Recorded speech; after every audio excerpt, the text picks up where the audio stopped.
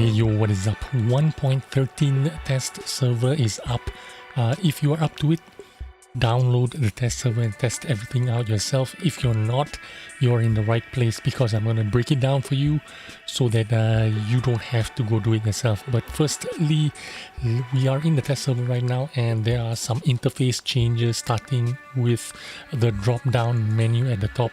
Instead of getting one row of tiny drop down menu here, you're gonna get this ginormous thing that says you're in random battles.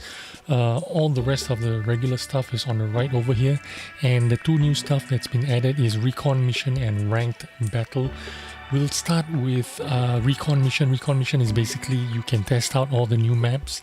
You still have your stats recorded, so it's like a random battle, but you are exploring new maps, and there are missions tied to recon mission as well, so that there is some kind of progression, and after you've completed the progression you can fill out a form and tell them whether you like this or don't like this or whatever, you know.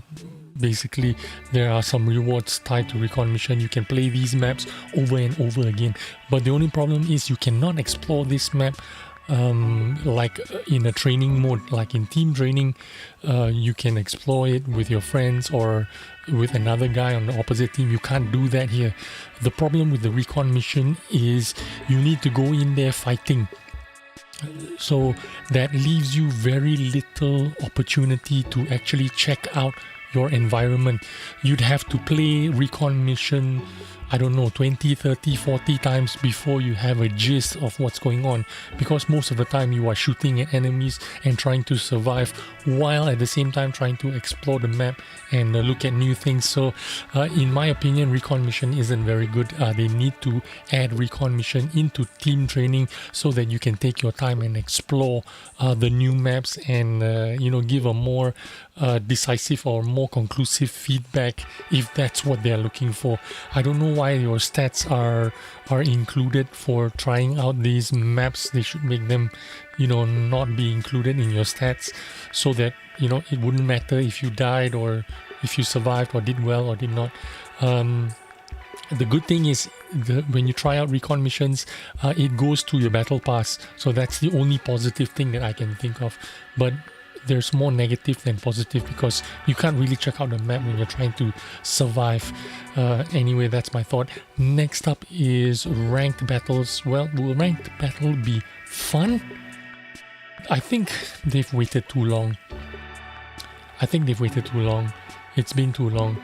I think most of the legacy players will not return to this game mode immediately. That's how bad it was. You know, who knows if this season is a success. Maybe some of the old players will play it again next season. Basically what they've done is they made it into a 10v10 instead of a 15v15. They've made a little bit of changes here and there, but I don't think the problem is in 10v10 or 15v15. The problem is in the balance of the tanks and how tanks perform against one another. You know, if you shoot at an EBR and do no damage, you know, that's not going to be good. Who's going to enjoy playing that, right? So, which brings me to the next changes in the game, which is the high explosive changes. High explosive ammo is changing in 1.13. It's especially going to affect the artillery pieces. So for artillery pieces, it's going to change a lot. How is it going to change? Let's check it out actually. Oh yeah, these are the I forgot to mention. The first thing I need to mention is actually this is Battle Pass Season 5. These are the reward tanks. There's going to be the Badger, there's going to be the CS63, and there's going to be the 50B. They basically all just going to look like Mad Max tanks.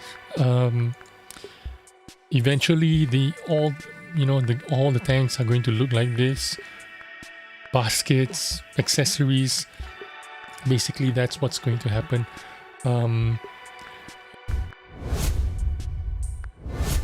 And then these are the HE changes.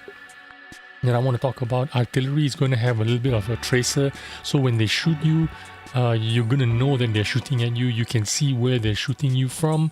And then there's also some kind of warning here that you will get like a sixth sense. You see a sixth sense, like a couple of seconds or half a second or 1 second, depending on the flight trajectory. You will get some kind of warning, and your teammates are going to look at the map and they're going to be able to see where the artillery fired at. So that's what's going to happen. And from your point of view, if you were the artillery, when you fire, this is going to look pretty cool. You can see your tracer going up there. That's pretty cool. So yeah, those are the artillery tracer changes, as well as there's going to be HE changes, which I don't know what to make of it so far. As far as I know, people didn't like it when they tested it out in Sandbox. I don't know why they've rushed it out to the public test. This means they're definitely going ahead, and it's going to be launched within the next 2-3 weeks into the live server. So they've made their mind up about it. HE nerf is definitely going to happen, but let's see how everyone is going to take it. Next up that I have for you is the news of the buffed tanks. 4 buff tanks from premium tier 8 tanks, SU-130, T92, Senlac, M41D. Very small buffs here. In my opinion, it's going to be very insignificant. Example, 14 millimeters of penetration buff to 189 on the on the T92. Extra 230 20 meters of penetration on the premium shells to bring it up to 230 penetration on the T92. Yes, it is a bit of an improvement, but does that make the tank better? I don't think so. The Senlac as well has a 10 meter view range buff, and dispersion 0.38 down to 0.35. That's not going to make it better. 20 meters more of view range for the M41D, and a little bit more of speed. That's the M41D. Also, premium reward tanks, Chieftain, a little bit of a buff. I don't think it's going to make any difference. Like I said, these tanks are the tanks that people don't play. The Chieftain, the Object 730 IS-5, a little bit of a buff, 5 degrees gun depression, bring it up to 7 degrees gun depression. It's not going to make a difference. Nobody's going to play these tanks. KV-4 Kevlaski, 10 kilometers an hour more top speed, a little bit more hit points. I don't know. Like I said, no one's going to play it. No one cares. T23 E3 tier 7 reward tank. Again, 30% more, whatever, I don't know. This is the 121B, a little bit more speed. Half a second of reload speed. Buff to the 121B, it'll help slightly, but I still think people don't really want to play this tank. M60, no specific buffs that it says, but basically they're buffing the cancer, the tumor on the cupola, so they're going to buff it slightly, and how much better will it be? I don't know. Again, I don't think a lot of people will take to this tank, and nobody's going to be returning in droves. The next bit is the interface change, the user interface. Now this looks like more like an XVM interface. You're going to have a HP pool. If you decide to pick this option, you're going to have the HP pool of each individual tank displayed on your on your UI, and then on the minimap as well. It's going to show you the HP remaining of your teammates and your enemy tanks. So enemy tanks with full HP have a full red circle. If they are dying, they have a half red circle or quarter red circle or whatever. So that is the interface changes. Next up, 3D skins for the GSOR 108. Obviously some kind of reward, or you got to pay for it with gold. We'll look at it quickly. Like I said, this game is turning into Mad Max theme. All the tanks are going to have enormous amount of accessories hanging off these tanks, you know, extra fuel tanks, searchlights, baskets, sports equipment, and cookware, kitchenware, you know, some tefal, some ammo. That is the GSOR. This is the Carro Combattimento 45. This is the tier 10 Clan Wars reward tank, also with a basket for you to put your fruits, and there's a little Piaggio here as well, a Vespa, whatever you want to call it, an extra fuel tank in the back. Yeah, basically all the tanks are beginning to look more like Mad Max themed, apocalypse style tanks. Is it going to look cool? Some people will like it, some people won't.